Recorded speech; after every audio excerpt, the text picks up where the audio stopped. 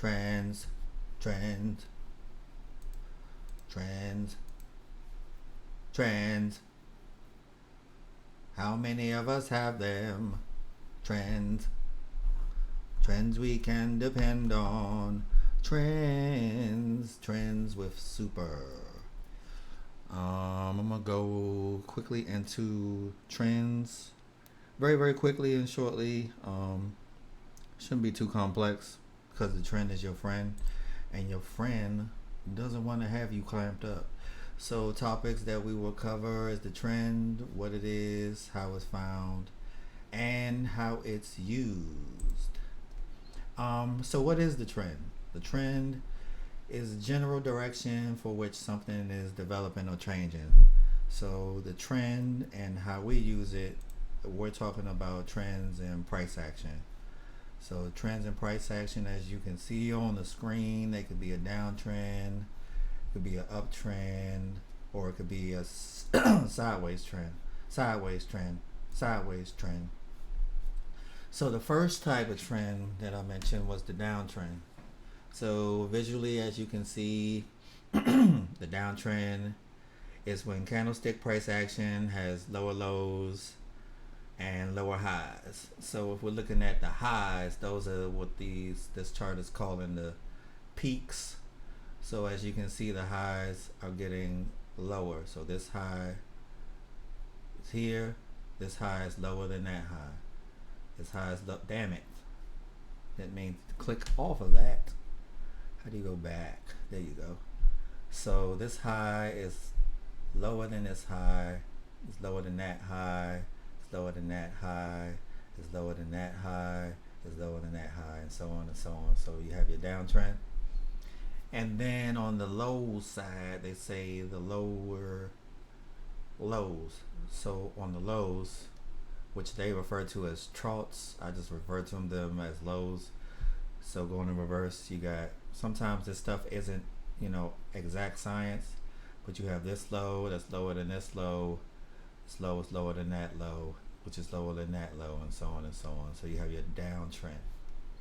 And usually, just a general point, you can see the downtrend by drawing the downtrend line from the peaks or the highs, which is this red line here, connecting at least two of those peaks or highs. And that's a general kind of rule of thumb. It's just when you're doing your trend lines to connect at least two points of significance. And again, but this line or this trend line can also act as resistance. So price may have trouble breaking above this trend line. The opposite trend would be the uptrend. So that's when price is going up. The downtrend is when price is going down. So an uptrend is when the candlestick price action has higher highs and higher lows. So again, we're looking at the peaks, and you see going from here, this peak was higher than this peak, was higher than this peak, was higher than this peak, was higher than this peak, was higher than this peak, which was higher than this peak, which was higher than this peak. So it's going higher. Same thing with the lows. This low is higher than this low, is higher than this low, is higher than this low, is higher than this low, is higher than this low. So you have lows that are going up also. And then when you connect at least two of these general points of significance on your your higher lows, your lows that are going higher in value, when you connect at least two of those points, you'll get your uptrend line. And this uptrend line can act as support. So price may bounce off of it like a bouncing ball for support. The next and the last trend will be the sideways trend. Sideways. So that's basically when candlestick price action is moving sideways in a horizontal range. This can be seen by drawing support and resistance onto the price action. So you have your resistance line there in red that's connecting significant points of resistance, and then you have your green line there at the bottom, which is connecting significant points of support. And that is your third trend, which is the sideways trend, which is when price just goes sideways in ranges. Next topic of discussion is kind of relative to the way that a person would trade. So we have the trend lengths, and that corresponds to kind of the time frame that you're trading on and the time frame that you're comfortable trading with. But a general definition of commonly used trend lengths is what you can see on the screen there. So when we're talking about trends, we're talking about a long-term trend, we're talking about a mid-term trend, and we're talking about the short-term trend.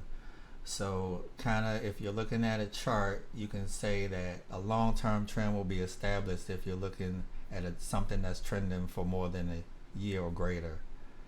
And then you have your midterm trend, which is something that's trending for at least 3 months. And then you have your shorter term trend that has something that's trending for 1 month or under. 1 month or under. And like I said, this is all relative to how you trade and the time frames that you use. I.e., or for example, someone who's a day trader and they're not in trades for more than 5 minutes to 2-3 hours. The long-term trend to them could be something that's greater than 4 hours, and then the midterm trend could be something that's greater than 30 minutes, and then the short-term trend could be something that's less than or equal to the 10-minute. So it's all relative to the time frame that you trade, but a general definition is the ones that I just went over and that are listed there.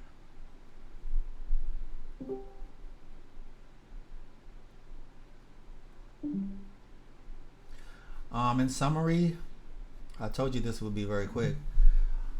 When we refer to trends on the chart, we're referring to the price action. So our trends are referring to the price action, which is how we measure how a stock moves via the price action. So we're looking for trends in that, trends in direction. Trends can be up, trends can be down, or trends can be sideways.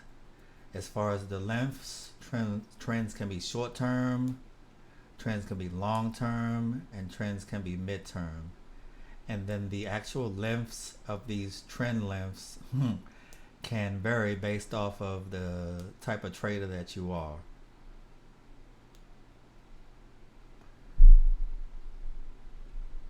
And I believe that is everything. Again, thank you for your time and consideration.